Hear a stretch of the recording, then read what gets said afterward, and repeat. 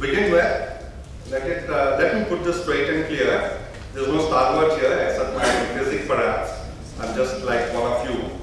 And thank Tachyon for giving this opportunity to come on the dais to share some of my own experiences, good, bad, my own insights and my own perceptions on, on the HR domain and function and the key people success measures, which I'm going to share, right? Sorry.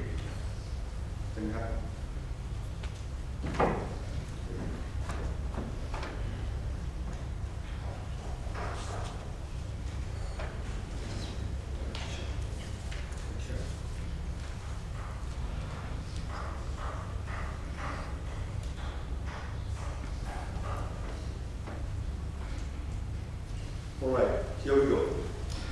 Understand the audience here is a mix of people from training, education, as well as the HR profession, right? Am I right? Yes. Okay, great. So let's start off here. The People Edge vision is what we're going to cover in the next 30 minutes time, and then as we have another 10 minutes, we could invest that on the Q&A, the question and answers, right? So let's see, what is the industry expectation from HR these days? The expectations are growing, and there is this consultancy called PSL in the US, and the CEO says there is a growing pressure on the HR function to be able to demonstrate added value that is capable of delivery.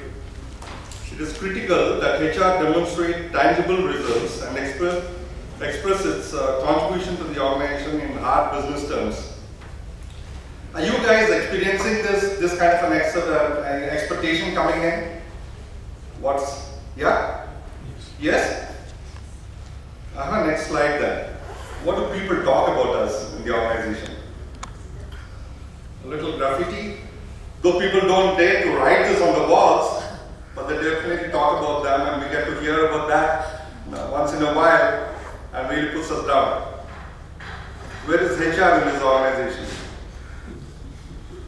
Wondering what HR guys do. Only crazy CEOs waste money on HR. We earn and HR spends. You hear this? Gentlemen, hear this often? Yeah? Yes.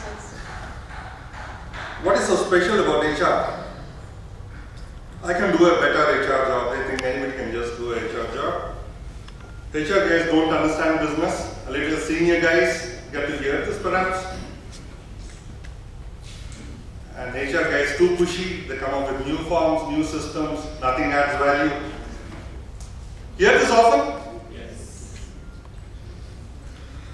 This is just my perception. I haven't taken from any book on what types of HR leadership styles exist in the industry today. You got right at the bottom a punch back, where everyone takes him for a ride, gets punches across. The internal customer, the consultant perhaps, taking too many profiles but not able to give results, and everywhere. The next is someone who tries to shake his skin, and once he senses that he is into trouble, he tries to conduct a few training programs or tries to get a consultant, do a little job here, and raise his flag. Agree? You hear this? Okay. And then there is the other guy who's doing his job perfectly fine, not adding great value, but just doing his job fine. He's unblemished. He's just there doing his job, but not very visible. And then you got this guy with a little more passion, who tries to continually improve and add value. He evaluates and re-evaluates his HR practices and see which is going to add a little more incremental value and tries to work on that. Just in his HR domain. And there is this the fifth type who actually goes out of his HR box and his seat and his room and tries to see where is the scope to add value in his organization and how can I do this. And he goes around to grab opportunities and tries to add value. And there is this other guy transform an organization. He goes all out. There's no boundary, functional boundary for him, and he just goes out. Does this make sense? Absolutely. From the audience? Yes, very much. Okay. Definitely we would like to be at a number 5, number 6, given an opportunity, given the conditions, the environment, and whatever support that's needed to get in there, right? Obviously, we would like to go up the value chain. So what is this thing called people-led vision? How do we go about this, and what is the approach for that? It's going to definitely add value. You're going to really add value only if you have a strategic approach, not just get tied down with your delivering your recruitment numbers or your complement administration. You need to just go out and look at, from a higher level perspective, from a business perspective of where are the opportunities to add value. So therefore, this approach is all about giving your enterprise that competitive edge. Where are my competitors? Where am I positioned? Where does my company want to get itself positioned? So what is that cutting edge advantage that I need to get for my organization in terms of competencies or performance or a proper structure? So those are these lines that the strategic HR guy needs to look at. The second thing is meet internal and external customer demands. What are the expectations? How am I delivering? Am I ready for tomorrow's needs of my internal customer or just today's? I'm just waiting for my internal customer to give me a little, a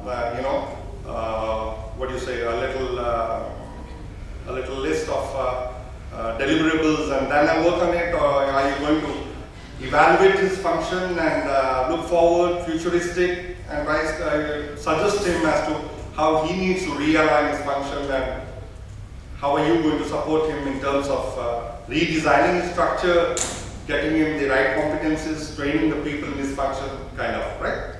And the other thing is internal processes, your own processes. You need to continually evaluate them.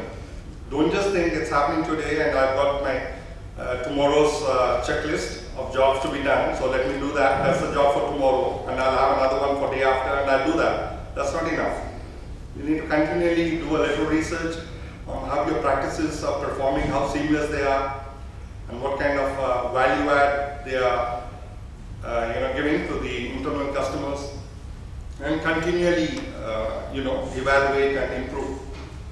And then, of course, most of the Indian industries, I don't know where all you're from, the typical Indian entrepreneur, it's good that they're not all of them from the Harvards and all. They just understand simple language, which is this: what is HR giving me?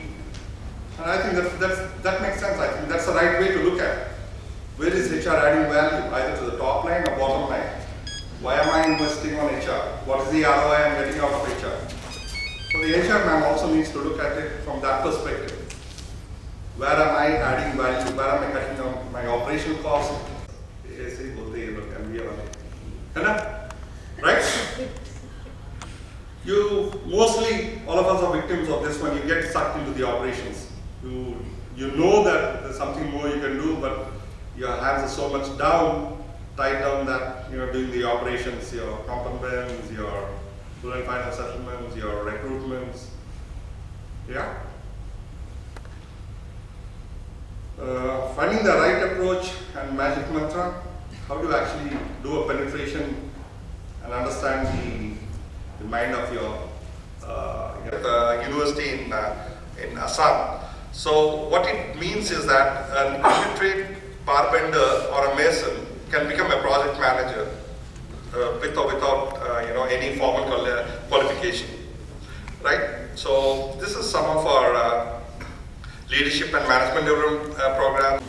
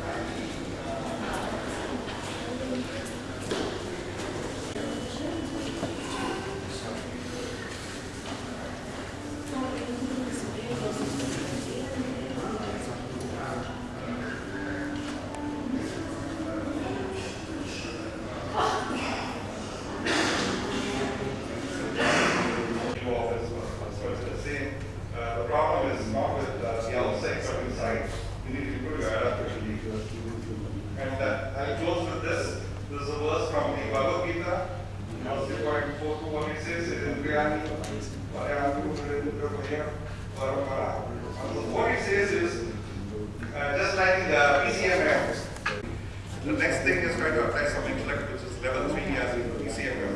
Try to apply intellect, which is superior to the mind. And ultimately, the visionary state, like I said, the gap junction, make sure that you're viewing what you're doing from a top-line perspective, from a superior position, and you're able to see how this is adding value to the entire enterprise. Right? Thank you. It was really nice to know, like, you as your organization are taking lots of initiatives in terms of HR. My question is, what is the frequency of tracking these initiatives and how do you track that, basically? For this is you need to have a little larger team. As your initiatives grow, you need to have a larger team. And once you have a team, there's an MIS, you can keep a track. MIS is very critical. And ensuring that you get the integrity based MIS is even more important. And I have my team, we have continual reviews, and the other secret is that all of these initiatives are somewhere into the program of the directors. So there's a director's interest also. So that's how it works. So is it quarterly basis or a monthly basis, or that's Monthly and program basis. Program, events. So based on events, what's the success factor in each of these? Then I go for various conventions and whatever you call it, IT especially, where we practice and pick up topics which we learned in management school and brought straight from the US or the European systems. Is it really working for you? One simple question. And two, what really made you practice employee value proposition, which talks about caring, which actually we would like to throw into the waste basket in the last 20 years if I see in the system? Absolutely. See, like I was telling you, number A is nearly 2 crores on safety alone. We would have spent another 1.5 crores on employee well-being. We would have spent actually much more, but just because we're not able to make the penetration into the project's mindset, the project manager's mindset. So it's only because of this that you could have some concrete piece from where you could say, okay, this is an employee value proposition, do it for this sake at least. We are committed to this, so you got to do this. Yeah. Any more? Otherwise, yeah, I think thanks. Thanks for watching. Please subscribe to India's first corporate news channel. We invite interviews, articles, press releases,